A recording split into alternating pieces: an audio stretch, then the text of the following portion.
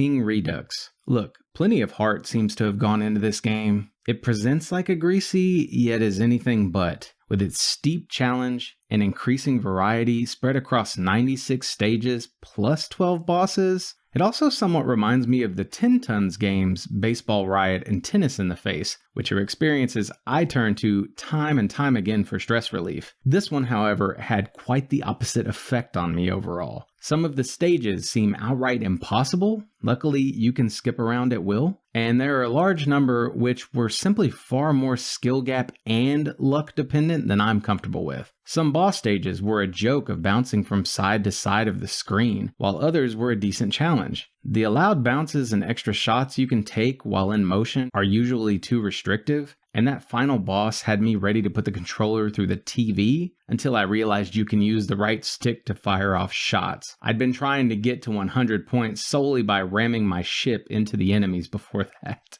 Also, the way you're sitting around in certain stages, waiting on timing to be right, just to take that hopefully lucky shot, is what I'll remember most where Ping Redux is concerned. In short, it's a bit masochistic at times. Still, it's fair enough to be completed by the patient types, and the platinum is pretty straightforward as well as respectable. There's no guide I could find, but I'd give this a 5 on the difficulty scale. Nothing's missable, though I had issues with certain trophies not unlocking when they should on the PS4. PS5 was fine. If you hit a glitch, you could be looking at starting all over. That's what happened to me with the PS4's trophy for beating boss 10. 10 of 12. Yeah. I wrote the dev after being unable to find a workaround, but haven't heard anything back or seen a patch, and it's been about a year, to be clear.